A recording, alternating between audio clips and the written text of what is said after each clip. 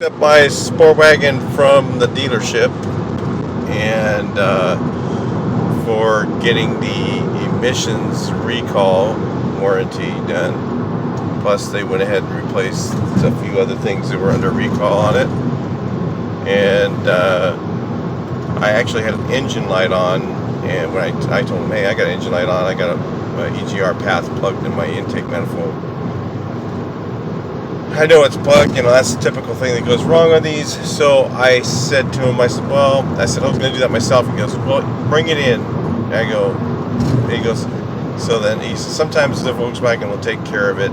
And so what he did is he actually just charged us for the part. And I actually put a new intake manifold in. So, for $500, they fixed it. I was just like, hey, you know what? While you got it there, it would have cost me time and money. So I thought, why not? I'll just have them do it. So they didn't even charge me for labor for doing that because they had, I guess they had the exhaust off and stuff like that. So it was like not too hard to do the rest. But anyway, I'm driving it for drivability differences between before and after the emissions recall. I really don't notice anything significant. I do notice the shift points are a little bit higher at low speed changes. And you've got to be really observant to even notice that. There's almost no drivability. I can still open it up. It still hauls ass. It doesn't have any noticeable power change. They said it was going to have less power. No, I don't really notice anything with that. This thing still is a pretty quick car. It's not changed that much. It's definitely faster than the 2006. So whatever they do to it, it's not going to really change much, except for it just meets the standards that we have now. So, and I guess it gets a little bit worse gas mileage. It'll be a while before I'll know about that, exactly how much it is. But because I don't even have it on mileage right now, I got my mileage on there. Let me see.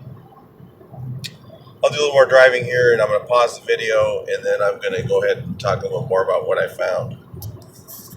Immediate response. But the initial thing was, jumped on it, had lots of power, still broke the tires loose. Look at the miles of this car, 218. So it's no spring chicken. And I'm going to tell you, it still breaks the tires loose just like it did when I first got it with 170. And, it doesn't feel really any different in power. I did floor it on the freeway, and it jumped up to 85 pretty quickly. It might be just a slight power loss.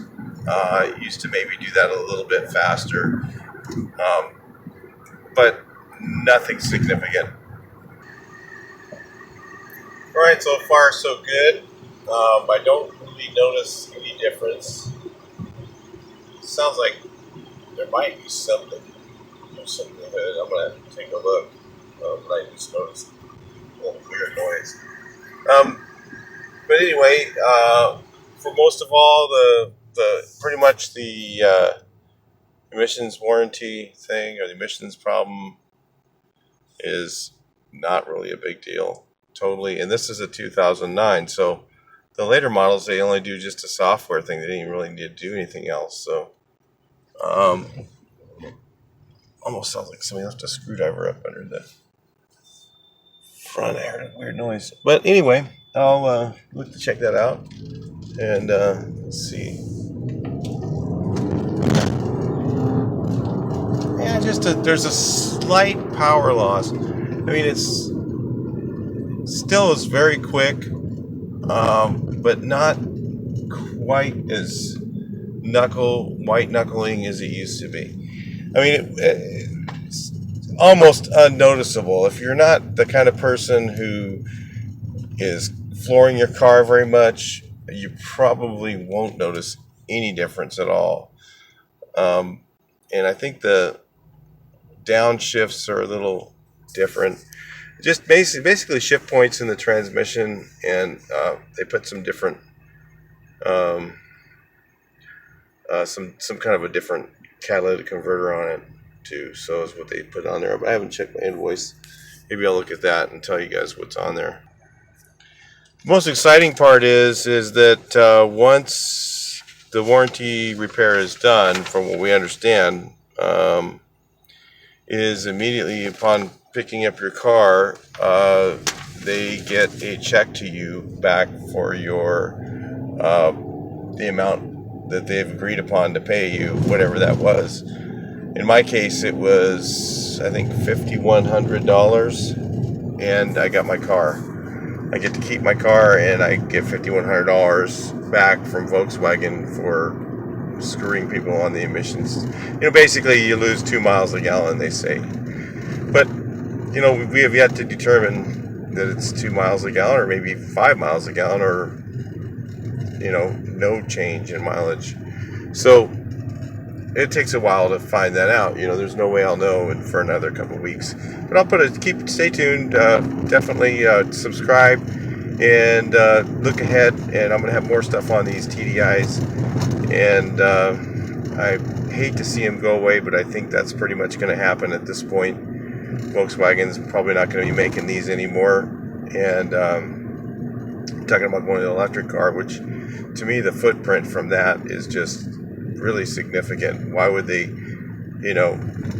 go to electric cars when they have blue crude, and Volkswagen already developed that, but I guess they got screwed so bad on these things that, they're just like, nope, we'll go do something else. I don't blame them. Anyway, well, they kind of screwed themselves, but they also, got cornered into, not having an option.